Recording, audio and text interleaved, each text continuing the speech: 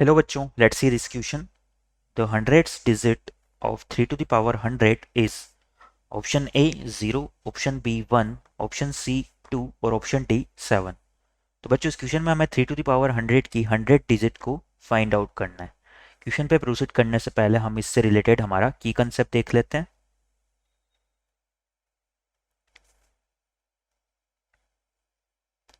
तो बच्चों यहाँ पर हम की कंसेप्ट में देखेंगे, जो फर्स्ट कंसेप्ट है हमारा वो है x प्लस वाई की होल पावर n, इसका बाइनोमियल एक्सपेंशन हमारा क्या होता है।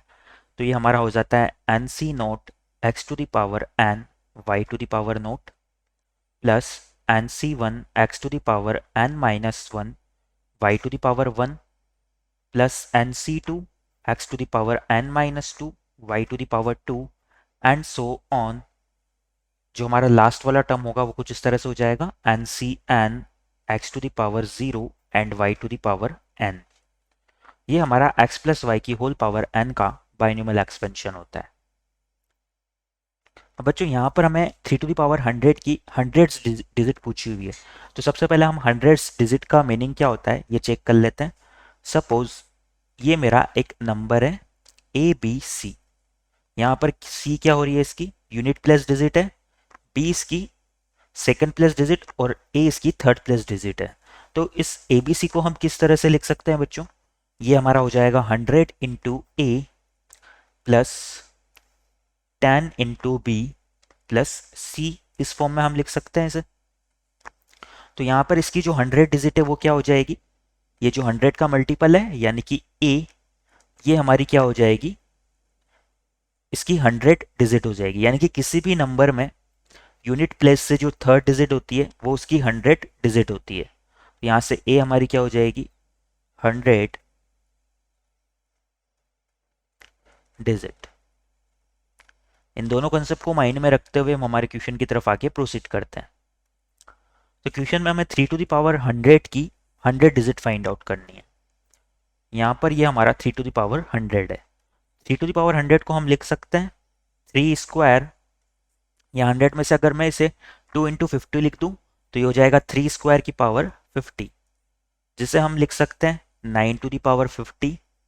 और 9 टू द पावर 50 को हम क्या करेंगे, 9 को हम लिख देंगे 10 माइनस 1 टू द पावर 50। अब बच्चों यहाँ पर ये हमारा x माइनस वाई की होल पावर n में आ गया। इसका हम क्या करेंगे, आगे एक्सपेंशन कर लेंगे बाइनोमियल। जब हम इसका एक्सपेंशन करेंगे तो ये हमारा इक्वल होगा, यहाँ पर हमें 3 टू द पावर 100 की जो यूनिट प्लेस से थर्ड डिजिट है उसकी वैल्यू फाइंड आउट करनी है, इसलिए हम इसका एक्सपेंशन कर रहे हैं। तो यहाँ से जब हम इसका एक्सपेंशन करेंगे तो वो क्या हो जाएगा, 50c0 10 to the power 50 minus, क्योंकि यहाँ पर -1 है, 50c1 10 to the power 49 plus 50c2 10 to the power 48 and so on. अब बच्चों यहाँ पर अगर हम बात करें तो इसके हर एक टर्म में हमारा 10 की पावर की फॉर्म में आ रहा है।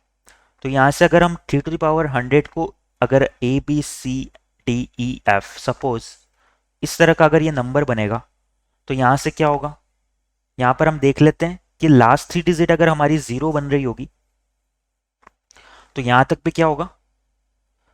तो जब हम इसका एक्सपेंशन करेंगे तो इसके एक्सपेंशन में हम 10 टू द पावर 3 के बाद वाले टर्म्स को देख लेते हैं, क्योंकि 10 टू द पावर 3 जो है हमारा वो 1000 बना देगी, और 1000 बना देगी तो हर एक एलिमेंट में 10 टू द पावर 3 से जो पहले वाले सारे एलिमेंट है उनमें क्या हो रही है, 10 की पावर 3 से ज़्यादा है, यानी कि 0 एटलीस्ट आने वाला है।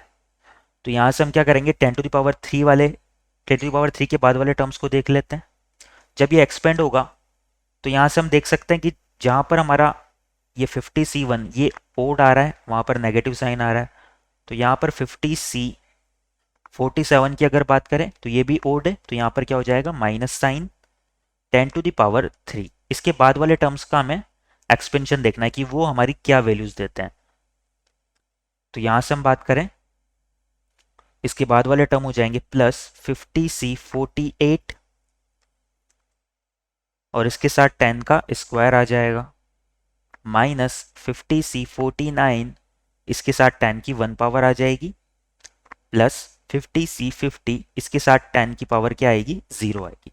तो हमें इन तीनों टर्म में से जो लास्ट की 3 डिजिट है वो मिल जाएगी, क्योंकि इन सभी में तो क्या हो रहा है, लास्ट की 3 डिजिट एटलीस्ट 0 आ रही है। तो ये हमेशा जब इन सभी का सम करेंगे तो लास्ट की जो थर्ड डिजिट है 100 प्लेस वाली, ये यहाँ पर क्या आएगा, 0 आएगा अगर इन सभी का सम करेंगे। तो इन लास्ट की 3 डिजिट का हम सम और देख लेते हैं।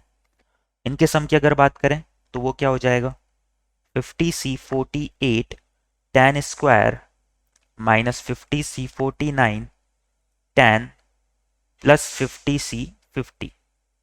50C48 को हम क्या लिख सकते हैं, ये हो जाएगा 50 इंटू 49 डिवाइड बाई 2, और ये 10 स्क्वायर हमारा 100 के इक्वल हो जाएगा। यहाँ पर माइनस साइन है, 50C49 हमारा 50 के इक्वल होता है, और इंटू में यहाँ पर क्या है, 10 है, प्लस में 50C50 हमारा 1 के इक्वल हो जाएगा। नाउ यहाँ से हम 2 को क्या करते हैं, 50 से कैंसिल कर देते हैं 25 टाइम्स। तो यहाँ से अगर हम इसका मल्टीप्लीकेशन करें तो 25 इंटू 100 हो जाएगा हमारा 2500, और 2500 को जब हम 49 से मल्टीप्लाई करेंगे तो ये होगा 1,22,500। माइनस में क्या होगा, 50 इंटू 10 यानी कि 500, और प्लस में क्या हो जाएगा, 1। तो यहाँ से हम लिख सकते हैं कि जो हमारा गिवन एक्सप्रेशन है, यानी कि जो लास्ट के 3 टर्म्स है, 50C48 10 square minus 50C49 into 10 plus 50C50, ये हमारे किसके इक्वल आ गए, ये आ गए 1,22,001 के इक्वल, क्योंकि यहाँ पर 500 में से 500 तो कैंसिल हो जाएगा, तो ये बनेगा 1,22,000 और प्लस 1। तो बच्चों यहाँ से अगर हम यूनिट डिजिट की बात करें तो जो इससे पहले वाले डिजिट का सम था वहां पर क्या आ रहा था, लास्ट के 3 डिजिट हमारे 0 आ रहे थे। जब लास्ट के 3 डिजिट 0 आ रहे हैं और जब आगे के डिजिट से हमें आगे के डिजिट को नहीं देखना है, क्योंकि हमें 100 प्लेस वाला डिजिट चाहिए। 100 प्लेस वाला डिजिट यूनिट प्लेस से थर्ड डिजिट होता है। तो यहां से जब हम इनका भी सम करेंगे तो ये क्या आएगा, 1 0 एंड 0। तो यहां से हम क्लियरली देख सकते हैं कि जो 100 प्लेस डिजिट है उस नंबर का वो किसके इक्वल आ रहा है, 0 के इक्वल आ रहा है। ये हमारा 100 प्लेस डिजिट हो जाएगा, विच इज इक्वल टू क्या आ जाएगा, 0 आ जाएगा। तो यहां से अगर हमारा ऑप्शन देख लें एक बार तो क्या होगा, यहां से हम देख सकते हैं कि हमारा ऑप्शन ए 0 करेक्ट हो जाएगा।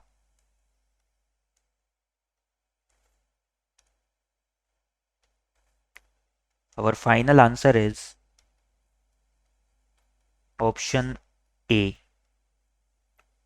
I hope you understand it well. Best of luck.